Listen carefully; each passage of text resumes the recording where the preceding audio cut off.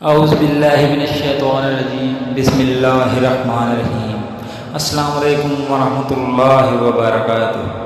Channel subscribe کر لیں اور گھنٹی کا بٹن دبا دیں، شکریہ۔ داستان ایمان فروشوں کی قسط نمبر 9۔ کیا اب سلیبی درجلگار کریں گے؟ علی بن سفیان نے پوچھا۔ مجھے سلیبیوں کی جلگار کی ذرا پرواہ نہیں، سلطان ایوبی نے جواب دیا۔ پریشانی یہ ہے کہ کفار کی جلگار کو روکنے والے شراب کے مٹکوں میں ڈوب گئے ہیں، اسلام کے قلعے کے پاسبان حرم میں قید ہو گئے ہیں اور اس کی زلفوں نے انہیں پابہ زنجیر کر دیا ہے۔ علی چاچا اسدالدین شیر کوپ کو اسلام کی تاریخ کبھی فراموش نہیں کر سکے گی۔ کاش وہ آج زندہ ہوتے، میدان جنگ میں مجھے وہی لائے تھے۔ ہم نے دستے کی کمان کی ہے، میں ان کے ساتھ سلیبیوں کے محاصرے میں 3 مہینے رہا ہوں۔ مجھے شیر کو ہمیشہ سبق دیا کرتے تھے کہ گھبراہٹ اور خوف سے بچنا، تائید عزتی اور رضا الہی کا قائل رہنا اور اسلام کا علم بلند رکھنا۔ میں شیر کو کمان مصریوں اور سلیبیوں کی مشترکہ فوج کے خلاف بھی لڑا ہوں، سکندریہ میں محاصرے میں رہا ہوں۔ شکست میرے سر پر آ گئی تھی، میرے مٹھی بھر عسکری بددل ہوتے جا رہے تھے۔ میں نے کس طرح ان کے حوصلے اور جذبے تر و تازہ رکھے، یہ میرا خدا ہی بہتر جانتا ہے، تاکہ چچا شیرکو نے حملہ آور ہو کر محاصرہ توڑا۔ تم یہ کہانی اچھی طرح جانتے ہو علی کہ ایمان فروشوں نے کفار کے ساتھ مل کر ہمارے لیے کیسے کیسے طوفان کھڑے کیے، مگر میں گھبرایا نہیں، دل نہیں چھوڑا۔ مجھے سب کچھ یاد ہے سلطان، علی بن سفیان نے کہا۔ اس قدر مارکارائیوں اور قتل و غارت کے بعد توقع تھی کہ مصری راہ راست پر آ جائیں گے، مگر ایک غدار مرتا ہے تو ایک اور اس کی جگہ لے لیتا ہے۔ میرا مشاہدہ یہ ہے کہ غدار کمزور خلافت کی پیداوار ہوتے ہیں۔ اگر فاطمی خلافت حرم میں گمنام ہو جاتی تو آج آپ سلیبیوں سے یورپ میں لڑ رہے ہوتے، مگر ہمارے غدار بھائی انہیں سلطنت اسلامی سے باہر نہیں جانے دے رہے۔ جب بادشاہ عیش و عشرت میں پڑ جائیں تو رعایا میں سے بھی کچھ لوگ بادشاہی کے خواب دیکھنے لگتے ہیں، وہ کفار کی طاقت اور مدد حاصل کرتے ہیں۔ ایمان فروشی میں وہ اس قدر اندھے ہو جاتے ہیں کہ کفار کے عزائم اور اپنی بیٹیوں کی عصمت و طاقت کو بھلا دیتے ہیں۔ مجھے ہمیشہ انہی لوگوں سے ڈر آتا ہے، صلاح الدین ایوبی نے کہا۔ اللہ نہ کرے اسلام کا نام جب بھی ڈوبا مسلمانوں کے ہاتھوں سے ڈوبا۔ ہماری تاریخ غداروں کی تاریخ بنتی جا رہی ہے۔ یہ رجحان بتا رہا ہے کہ ایک روز مسلمان جو برائے نام مسلمان ہوں گے اپنی سرزمین کو کفار کے حوالے کر دیں گے۔ اگر اسلام کہیں زندہ رہا وہاں مسجدیں کم اور قباخانے زیادہ ہوں گے۔ ہماری بیٹیاں سلیبیوں کی طرح بال کھلے چھوڑ کر بے حیا ہو جائیں گی۔ کفار انہیں اس راستے پر ڈال رہے ہیں، بلکہ ڈال چکے ہیں۔ اب مصر میں پھر وہی طوفان اٹھ رہا ہے۔ علی تم اپنے محکمے کو اور مضبوط اور وسیع کر لو۔ میں نے اپنے رفیقوں سے کہہ دیا ہے کہ دشمن کے علاقے میں جا کر شب خون مارنے اور خبریں لانے کے تنمند اور ذہین جوانوں کو منتخب کرو۔ سلیبی اس محاذ کو مضبوط اور پر اثر بنا رہے ہیں۔ تم فوری طور پر جاسوسی کرو، جنگ کی تیاری کرو۔ فوری طور پر کرنے والا کام یہ ہے کہ سمندر سے کئی ایک سلیبی بچ کر نکلے ہیں، ان میں زیادہ تر زخمی ہیں، اور جو زخمی نہیں وہ کئی دن سمندر میں ڈوبے اور تیرنے کی وجہ سے زخمیوں سے بدتر ہیں۔ ان سب کا علاج معالجہ ہو رہا ہے، میں نے سب کو دیکھا ہے، تم بھی انہیں دیکھ لو اور اپنی ضرورت کے مطابق ان سے معلومات حاصل کرو۔ سلطان ایوبی نے دربان کو بلا کر ناشتے کے لیے کہا اور علی بن سفیان سے کہا، کل کچھ زخمی اور کچھ بھلی لڑکیاں میرے سامنے لائی گئی تھیں۔ 6 تو سمندر سے نکلے ہوئے قیدی ہیں، ان میں سے ایک پر مجھے شک ہے کہ وہ سپاہی نہیں، رتبے اور عہدے والا آدمی ہے، سب سے پہلے اسے ملو۔ 5 تاجر 7 شاہی لڑکیوں کو ساتھ لائے تھے۔ اس نے علی بن سفیان کو لڑکیوں کے متعلق وہی کچھ بتایا جو تاجروں نے بتایا تھا۔ سلطان ایوبی نے کہا، میں نے لڑکیوں کو دراصل حراست میں لیا ہے، لیکن انہیں بتایا ہے کہ میں انہیں پناہ میں لے رہا ہوں۔ لڑکیوں کا یہ کہنا ہے کہ وہ غریب گھرانوں کی لڑکیاں ہیں، اور پھر ان کا یہ بیان کہ انہیں ایک جلتے ہوئی جہاز میں سے کشتی میں بٹھا کر سمندر میں اتارا گیا اور کشتی انہیں سیل پر لے آئی، مجھے شکوک میں ڈال رہا ہے۔ میں نے انہیں علاقے میں رکھا ہے اور سنتری کھڑا کر دیا ہے۔ تم ناشتے کے فوراً بعد اس قیدی اور ان لڑکیوں کو دیکھو۔ آخر میں صلاح الدین ایوبی نے مسکرا کر کہا، کل دن کے وقت سیل پر ٹہلتے ہوئے مجھ پر ایک تیر چلایا گیا تھا، جو میرے پاؤں کے درمیان ریت میں لگا۔ اس نے تیر علی بن سفیان کو دے کر کہا، علاقہ چٹانی تھا۔ محافظ تلاش اور تعاقب کے لیے بہت دوڑے مگر انہیں کوئی تیر انداز نظر نہیں آیا۔ اس علاقے سے انہیں یہ 5 تاجر ملے جنہیں محافظ میرے پاس لے آئے۔ انہوں نے یہ 7 لڑکیاں بھی میرے حوالے کیں اور وہ چلے گئے۔ علی بن سفیان نے حیرت سے کہا، آپ نے انہیں جانے کی اجازت دے دی؟ محافظوں نے ان کے سامان کی تلاشی لی تھی۔ سلطان ایوبی نے کہا، ان سے ایسی کوئی چیز برآمد نہیں ہوئی جس سے ان پر شک ہوتا۔ علی بن سفیان تیر سلطان کو غور سے دیکھتا رہا اور بولا، سلطان اور سراغ رساں کی نظر میں بڑا فرق ہوتا ہے۔ میں سب سے پہلے ان تاجروں کو پکڑنے کی کوشش کروں گا۔ علی بن سفیان صلاح الدین ایوبی کے خیمے سے باہر نکلا، دربانوں سے کہا، یہ کماندار اطلاع لایا ہے کہ کل 7 عیسائی لڑکیاں قید میں آئی تھیں، ان میں سے ایک لاپتہ ہے۔ کیا سلطان کو یہ اطلاع دینا ضروری ہے؟ یہ کوئی اہم واقعہ تو نہیں کہ سلطان کو پریشان کیا جائے۔ علی بن سفیان گہری سوچ میں پڑ گیا۔ کماندار جو اطلاع دینے آیا تھا اس نے علی بن سفیان کے قریب آ کر ایسے سے کہا، ایک عیسائی لڑکی کا لاپتہ ہو جانا تو اتنا اہم واقعہ نہیں، مگر اہم یہ ہے کہ فخر المصری نام کا کماندار بھی رات سے لاپتہ ہے۔ رات کے سنتریوں نے بتایا ہے کہ وہ لڑکیوں کے خیمے تک گیا تھا، وہاں سے زخمیوں کے خیمے کی طرف گیا اور پھر کہیں نظر نہیں آیا۔ رات کو گاشت پر نکلا تھا۔ علی بن سفیان نے ذرا سوچ کر کہا، یہ اطلاع سلطان تک ابھی نہ جائے۔ رات کے اس وقت کے تمام سنتریوں کو اکٹھا کرو جب فخر گاشت پر نکلا تھا۔ اس نے سلطان ایوبی کے محافظ دستے کے کماندار سے کہا کہ کل سلطان کے ساتھ جو محافظ سہل تک گئے تھے انہیں لاؤ۔ وہ وہیں تھے۔ چاروں سامنے آ گئے تو علی بن سفیان نے انہیں کہا، کل جہاں تم نے تاجروں اور لڑکیوں کو دیکھا تھا وہاں فوراً پہنچو۔ اگر وہ تاجر ابھی تک وہیں ہیں تو انہیں حراست میں لے لو اور وہیں میرا انتظار کرو، اور اگر جا چکے ہیں تو فوراً واپس آؤ۔ محافظ روانہ ہو گئے تو علی بن سفیان لڑکیوں کے خیمے تک گیا۔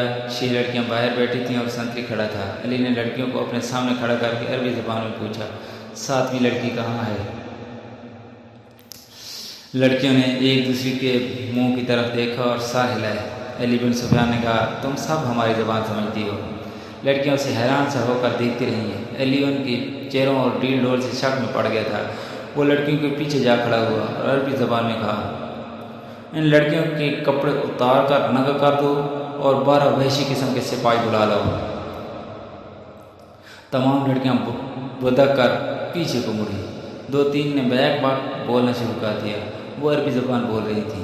لڑکیوں کے ساتھ تم ایسا سلوک نہیں کر سکتے، ایک نے کہا، ہم تمہارے خلاف نہیں لڑیں۔ علی بن سفیان کی ہنسی نکل گئی۔ اس نے کہا، میں تمہارے ساتھ بہت اچھا سلوک کروں گا۔ تم نے جس طرح ایک ہی دھمکی سے عربی بولنا شروع کر دی ہے، اب بغیر کسی دھمکی کے یہ بتا دو کہ 7ویں لڑکی کہاں ہے۔ صاحب نے لا علمی کا اظہار کیا۔ علی نے کہا، میں اس سوال کا جواب لے کر رہوں گا۔ تم نے سلطان پر ظاہر کیا ہے کہ تم ہماری زبانیں نہیں جانتی، اب تم ہماری زبان ہماری طرف بول رہی ہو، کیا میں تمہیں چھوڑ دوں گا؟ اس نے سنتری سے کہا، انہیں خیمے کے اندر بٹھا دو۔ رات کے سنتری آ گئے تھے۔ فخر المصری کی گاشت کے وقت کی سنتریوں سے علی بن سفیان نے پوچھ گچھ کی۔ آخر لڑکیوں کے خیمے والے سنتری نے بتایا کہ فخر رات اسے یہاں کھڑا کر کے زخمیوں کے خیمے کی طرف گیا تھا۔ تھوڑی دیر بعد اس کی آواز سنائی دی، کون ہو تم؟ نیچے آؤ۔ سنتری نے ادھر دیکھا تو اندھیرے میں اسے کچھ بھی نظر نہ آیا۔ سامنے مٹی کی ٹیلے پر اسے ایک آدمی کا سایہ نظر آیا اور وہ سایہ وہیں غائب ہو گیا۔ علی بن سفیان فوراً وہاں گیا۔ یہ ٹیلہ ساحل کے قریب تھا۔ اس کی مٹی ریتیلی تھی۔ ایک جگہ سے صاف پتہ چل رہا تھا کہ وہاں کوئی اوپر گیا ہے۔ وہاں زمین پر 2 قسم کے پاؤں کے نشان تھے۔ ایک نشان تو مرد کا تھا جس نے فوجیوں والا جوتا پہن رکھا تھا، دوسرا نشان چھوٹے چھوٹے جوتوں کا تھا اور وہ نشان زنانہ لگتا تھا۔ زمین کچی اور ریتیلی تھی۔ زنانہ نشان جدھر سے آیا تھا علی بن سفیان ادھر کو چل پڑا۔ یہ نشان اسے اس خیمے تک لے گئے جہاں موبی رابن سے ملی تھی۔ اس نے خیمے کا پردہ اٹھایا اور اندر چلا گیا۔ اس کے چہرے شناس نگاہوں نے زخمی قیدیوں को देखा। सब के चेहरे भाम पे रावण बैठा हुआ था। उसने अली बिन सुफियान को देखा और फ़ौरन इकरारने लगा जैसे उसे दर्द का अचानक दौरा पड़ा हो। अली ने उसे कंधे से पकड़कर उठा लिया और खेमे से बाहर ले गया। उससे पूछा, रात को एक कैदी लड़की इस खेमे में आई थी, क्यों आई थी? रावण उसे ऐसी नज़रों से देखने लगा जिनमें हैरत थी और ऐसा तासुर भी जैसे वो कुछ समझे ही ना हो। अली बिन सुफियान ने उससे ऐसा से कहा, तुम मेरी ज़बान समझते हो दोस्त? मैं तुम्हारी ज़बान समझता हूँ, बोल सकता हूँ, लेकिन तुम्हें मेरी ज़बान में जवाब देना होगा। रावण इसका मुँह देखता रहा। अली ने संतरी से कहा, इसे खेमे से बाहर रखो। अली बिन सुफियान खेमे के अंदर चला गया और कैदियों से उनकी ज़बान में पूछा, रात को लड़की इस खेमे में कितनी देर रही थी? अपने आप को अज़ियत में ना डालो। सब चुप रहे, मगर एक और धमकी से एक ज़ख्मी ने बता दिया कि लड़की खेमे में आई थी और अब उनके पास बैठी या लेटी रही थी। ये ज़ख्मी समुंदर से जलते जहाज़ से कूदा था। उसने आग की तपश और पानी का भी कहर देखा था। वो इतना ज़ख्मी नहीं जितना खौफज़दा था। वो किसी और मुसीबत में पड़ने के लिए तैयार नहीं था। उसने बताया कि उसे ये मालूम नहीं कि रावण और लड़की के दरमियान क्या बातें हुई और लड़की कौन थी। उसे ये भी मालूम नहीं था कि रावण का ओहदा क्या है। वो इसके सिर्फ नाम से वाकिफ़ था। उसने ये भी बता दिया कि रावण उस कैम्प में आने तक बिल्कुल तंदुरुस्त था। यहाँ आकर वो इस तरह कराने लगा जैसे उसे अचानक किसी बीमारी के दौरा पड़ गया हो। अली बिन सुफियान एक मुहाफ़िज़ की रहनुमाई में उन 5 आदमियों को देखने चला गया जो ताजरों के रूप में कुछ दूर ख़ैमदान थे। मुहाफ़िज़ों ने उन्हें अलग बैठा रखा था। अली को उन्होंने पहले इतला ये दी कि उनके पास कल 2 ऊँट थे मगर आज एक ही है। यही इशारा काफ़ी था। वो इस सवाल का कोई तसल्ली बख्श जवाब ना दे सके कि दूसरा ऊँट कहाँ है। दूसरे ऊँट के पाँव के निशान मिल गए। अली बिन सुफियान ने इन्हें कहा, तुम्हारा जुर्म मामूली चोरी चकारी नहीं है, तुम एक पूरी सल्तनत और उसकी तमाम तर आबादी के लिए ख़तरा हो, इसलिए मैं तुम पर ज़रा भर रहम नहीं करूँगा। क्या तुम ताजिर हो? हाँ, साहब ने सारे लाकर कहा, हम ताजिर हैं जनाब, हम बेगुनाह हैं। अली बिन सुफियान ने कहा, अपने हाथों की उल्टी तरफ सामने करो। 5 ने हाथ उल्टे करके आगे कर दिए। अली ने सब के बाएं हाथ के अंगूठे और शहादत की उंगली की दरमियानी जगह को देखा और एक आदमी को कलाई से पकड़ कर घसीट लिया। इसे कहा, कमान और तरकश कहाँ छुपा रखी है? इस आदमी ने मासूम बनने की बहुत कोशिश की। अली ने सुल्तान अयूबी के एक मुहाफ़िज़ को अपने पास बुलाकर कहा, इसके बाएं हाथ की उल्टी तरफ इससे दिखाओ। उसके अंगूठे की उल्टी तरफ उस जगह जहाँ अंगूठा हथेली के साथ मिलता है, यानी जहाँ जोड़ होता है, वहाँ एक निशान था। ऐसा निशान इस आदमी के अंगूठे के जोड़ पर भी था। अली ने इसे अपने मुहाफ़िज़ के मुतालिक बताया, ये सुल्तान अयूबी का बेहतरीन तीर अंदाज है और ये निशान इसका सबूत है कि ये तीर अंदाज है। इसके अंगूठे की उल्टी तरफ एक मदम सा निशान था, जैसे वहाँ बार बार कोई चीज़ रगड़ी जाती रही हो। ये तीर की रगड़ के निशान थे। तीर दाएं हाथ से पकड़ा जाता है, कमान बाएं हाथ से पकड़ी जाती है। तीर का अगला हिस्सा बाएं हाथ के अंगूठे पर होता है और जब तीर कमान से निकलता है तो अंगूठे पर रगड़ खा जाता है। ऐसा निशान हर एक तीरंदाज के हाथ में होता था।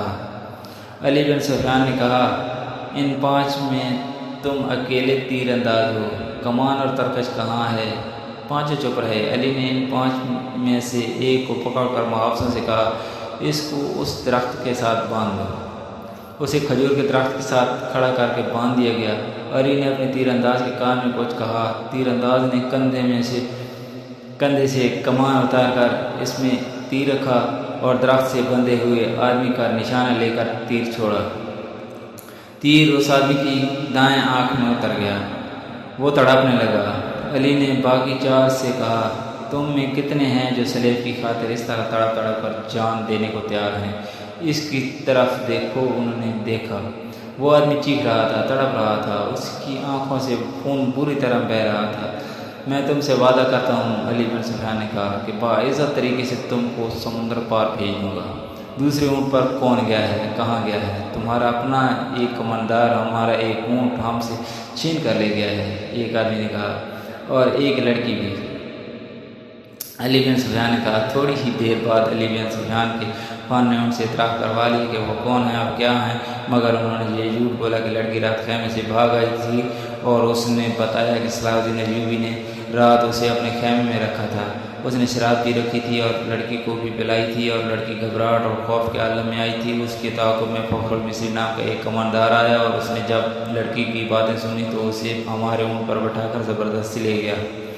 انہوں نے وہ تمام بہتان علی بن سفیان کو سنائے جو لڑکی نے سلطان ایوبی پر لگائے تھے۔ علی نے مسکرا کر کہا، تم 5 تربیت یافتہ عسکری اور تیر انداز، اور ایک آدمی تم سے لڑکی بھی لے گیا اور اونٹ بھی۔ اس نے انہی کی نشاندہی دیہی پر زمین میں دبائی ہوئی کمان اور ترکش بھی نکلوا لی۔ ان چاروں کو خیمہ گاہ میں بھجوا دیا۔ پانچواں آدمی تڑپ تڑپ کر مار چکا تھا، اونٹ کے پاؤں کے نشان صاف نظر آ رہے تھے۔ علی بن سفیان نے نہایت سرحد سے 10 سوار بلائے اور انہیں اپنی کمان میں لے کر اس طرف روانہ ہو گیا جدھر اونٹ گیا تھا، مگر اونٹ کی روانگی اور اس کی تعاقب میں علی بن سفیان کی روانگی میں 14-15 گھنٹوں کا فرق تھا۔ اونٹ تیز تھا اور اسے آرام کی بھی ضرورت نہیں تھی۔ اونٹ پانی اور خوراک کے بغیر 6-7 دن تر تازہ رہ سکتا ہے، اس کے مقابلے میں گھوڑوں کو راستے میں کئی بار آرام، پانی اور خوراک کی ضرورت تھی۔ ان عناصر نے تعاقب ناکام بنا دیا۔ اونٹ نے 14-15 گھنٹوں کا فرق پورا نہ ہونے دیا۔ فخر المصری نے تعاقب کے پیش نظر قیام بہت کم کیا تھا۔ علی بن سفیان کو راستے میں صرف ایک چیز ملی، یہ ایک تھیلا تھا۔ اس نے رک کر تھیلا اٹھایا، کھول کر دیکھا، اس میں کھانے پینے کی چیزیں تھیں۔ اسی تھیلے میں ایک اور تھیلا تھا، اس میں بھی وہی چیزیں تھیں۔ علی بن سفیان کے سونگنے کی حس تیز تھی، اسے بتا دیا کہ ان اشیاء میں حشیش ملی ہوئی ہے۔ راستے میں اسے 2 جگہ ایسے آثار ملے تھے جن سے پتہ چلتا تھا کہ یہاں اونٹ رکا ہے اور سوار جہاں بیٹھے ہیں۔ کھجور کی گٹھلیاں، پھلوں کے بیج اور چھلکے بھی بکھرے پڑے ہوئے تھے۔ تھیلے سے اسے شک میں ڈال دیا۔ اس کے ذہن میں یہ شک نہ آیا کہ فخر المصری کو حشیش کے نشے میں لڑکی اپنے محافظ کے طور پر ساتھ لے جا رہی ہے۔ تاہم اس نے تھیلا اپنے پاس رکھا، مگر تھیلے کی تلاشی اور قیام نے وقت ضائع کر دیا۔ فخر المصری اور موبی منزل پر نہ بھی پہنچتے اور راستے میں پکڑے بھی جاتے تو کوئی فرق نہ پڑتا۔ سوڈانی لشکر میں ناجی اور روش اور ان کے ساتھی جو زہر پھیلا چکے تھے وہ اثر کر گیا تھا۔ فاطمی خلافت کے وہ فوجی سربراہ جو برائے نام جنرل اور دراصل حاکم بنے ہوئے تھے، سلطان صلاح الدین ایوبی کو ایک ناکام امیر اور بیکار حاکم ثابت کرنا چاہتے تھے۔ مسلمان حکمران حرم میں ان لڑکیوں کے اسیر ہو گئے تھے، حکومت کا کاروبار خود ساختہ افسر چلا رہے تھے، من مانی اور عیش و عشرت کر رہے تھے۔ وہ نہیں چاہتے تھے کہ صلاح الدین ایوبی جیسا کوئی مذہب پسند اور قوم پرست قید قوم کو جگا دے اور حکمرانوں اور سلطانوں کو حرم کی جنت سے باہر لا کر حقائق کی دنیا میں لے آئے۔ سلطان ایوبی کے پہلے مارکوں سے جو اس نے اپنے چچا شیرکوہ کی قیادت میں لڑے تھے، یہ لوگ جان چکے تھے کہ اگر یہ شخص اقتدار میں آ گیا تو اسلامی سلطنت کو مذہب اور اخلاقیات کی پابندی میں جکڑ لے گا۔ لہٰذا انہوں نے ہر وہ داؤ کھیلا جو سلطان ایوبی کو چاروں شانے چیت گرا سکتا تھا۔ انہوں نے در پردہ صلیبیوں سے تعاون کیا اور ان کی جاسوسوں اور تخریب کاروں کے لیے زمین ہموار کی اور اس کے راستے میں چٹانیں کھڑی کی۔ اگر نور الدین زنگی نہ ہوتا تو آج نہ صلاح الدین ایوبی کی تاریخ میں نام ہوتا، نہ آج نقشے پر اتنے زیادہ اسلامی ممالک نظر آتے۔ نور الدین زنگی نے ذرا سے اشارے پر بھی سلطان ایوبی کو کمک اور مدد بھیجی۔ صلیبیوں نے مصری فوج کے سوڈانیوں کے بلاوے پر بحیرہ روم سے حملہ کیا تو نور الدین زنگی نے اطلاع ملتے ہی خشکی پر صلیبیوں کی ایک مملکت پر حملہ کر کے ان کے اس لشکر کو مفلوج کر دیا جو مصر پر حملہ کرنے کے لیے جا رہا تھا۔ یہ سلطان ایوبی کا نظام جاسوسی ایسا تھا کہ اس نے صلیبیوں کو بیڑا غرق کر دیا۔ اب علی بن سفیان نے زنگی کی طرف برق رفتار قاصد یہ خبر دینے کے لیے دوڑا دیے تھے کہ سوڈانیوں کی بغاوت کا خطرہ ہے اور ہماری فوج کم بھی ہے، 2 حصوں میں بڑھ بھی گئی ہے۔ قاصد پہنچ گئے تھے اور نور الدین زنگی نے خاصی فوج کو مصر کی طرف کوچ کا حکم دے دیا تھا۔ بعض مورخین نے اس فوج کی تعداد 2000 سوار اور پیادہ لکھی ہے اور کچھ اس سے زیادہ بتاتے ہیں۔ بہرحال زنگی نے اپنی مشکلات اور ضروریات کی پرواہ نہ کرتے ہوئے سلطان ایوبی کی مشکلات اور ضروریات کو اہمیت اور اولویت دی، مگر اس فوج کو پہنچنے کے لیے بہت دن درکار تھے۔ مسلمان نام نہاد فوجی اور دیگر سرکردہ شخصیتوں نے دیکھا کہ مصر میں سلطان ایوب کے خلاف بے اطمینانی اور بغاوت پھوٹ رہی ہے تو انہوں نے اسے ہوا دی، در پردہ سوڈانیوں کو اکسایا اور اپنے مخبروں کے ذریعے یہ بھی معلوم کر لیا کہ سوڈانیوں کے سالاروں کو مروا کر خفیہ طریقے سے دفن کر دیا گیا ہے۔ سوڈانی لشکر کے کم رتبے والے کماندار سالار بن گئے اور صلاح الدین ایوبی کی اس قلیل فوج پر حملہ کرنے کے منصوبے بنانے لگے جو مصر میں مقیم تھی۔ وہ سلطان ایوبی کی آدھی فوج اور سلطان کے دارالحکومت سے غیر حاضری سے فائدہ اٹھانا چاہتے تھے۔ منصوبہ ایسا تھا کہ جس کے تحت 50,000 سوڈانی فوج سیاہ بٹا کی طرح مصر کے آسمان سے اسلام کے چاند کو روپوش کرنے والی تھی۔ کہانی ابھی جاری ہے۔ اگلی قسط دیکھنے کے لیے چینل سبسکرائب ضرور کر لیں اور گھنٹی کا بٹن دبانا نہ بھولیں۔ شکریہ، جزاک اللہ، والسلام۔